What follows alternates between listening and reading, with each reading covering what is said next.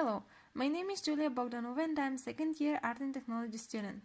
The first project we had this year is called Project Creative Technologies, and for this project we had to explore and learn a new technology and create an interactive product with it. I decided to make an interactive Christmas card that offers several interactions to the user.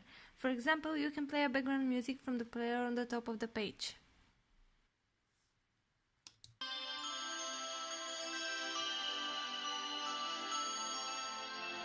Or you can interact with the speed of the snowfall by changing the value of the slider on the bottom of the page.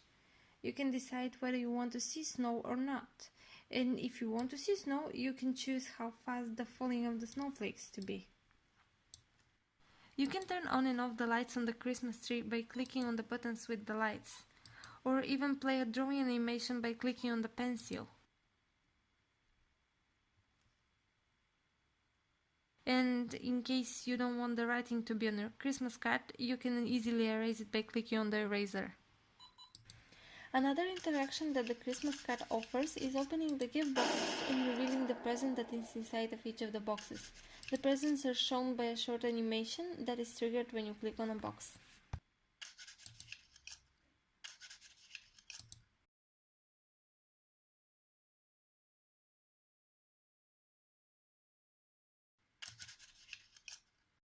Last but not least, if you're wondering how much time is left until Christmas, you can click on the clock up here and the window with the countdown timer to Christmas will be shown. So this is my interactive Christmas card I created for the Project Creative Technologies, and here how I did it. I started with exploring the different possibilities of technologies from the provided list. From the very beginning, I knew I wanted to create an interactive animation and focus more on the software than the hardware. That's why I looked into P5.js, Three.js and Anime.js. In the end, I decided to work with the JavaScript library Anime because it seemed like the most understandable and nice to work with. During the process of creation of the product, I realized that I have to combine Anime with another technology in order to create the final product I wanted. That's why I started working with jQuery and JavaScript together with Anime. I explored the possibilities of technologies by creating small prototypes for the functions I wanted to include in the final interactive card. The first animations I created were the line drawing animation and animating the change of position of an SVG object using Anime.js. To create the line drawing animation, I made an SVG file with the letters I wanted to animate. In the anime code, I set the time of the execution of the animation and set the path as the target. This starts the line from 0 and finishes the whole action, and the easing effect makes the line to make only one movement without going back, and the delay function draws the letters one by one. The animation with changing the position I used to make the movements of the cover of the gift boxes and the presents, but to make them work successively I used a timeline animation. I defined the keyframes for the position of the separate elements, and by using the offset property I specify when each animation should be played. During the 8 weeks of the development of the project, I created many prototypes just like this I just showed you. They helped me learn how to use the technology. One of my favorite things to create was the countdown timer. It was the perfect addition to the interactive Christmas card. I started with creating a box where the timer will be displayed. I created a button that is inside of the box and can close the window with the timer. The next step was creating the timer itself.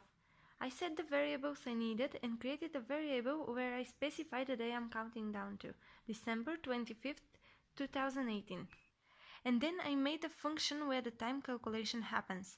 The variable today gets the current date, and then I created a variable which equals the difference between the end date and the current time. The next step is calculation of the days, the hours, the minutes and the seconds, reminding to Christmas that will be shown in the container.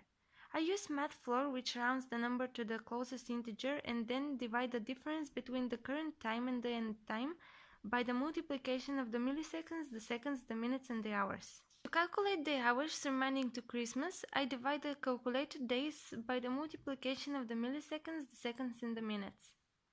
And after the calculation from here are done, the result is being written down in a box I created in the HTML file.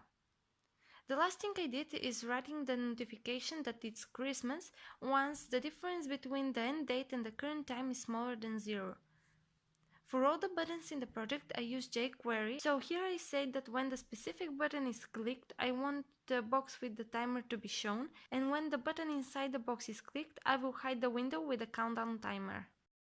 Another interesting thing that is worth telling about is the snowfall.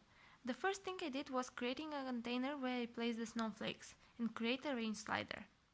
Then in CSS, I set a background image with the snowflakes of the class that is the same for all the containers, and then made the background of the main container to be repeated, but only for the first class. The second class is for the animation, so it is set to no repeat. The next step was to create the keyframe animation.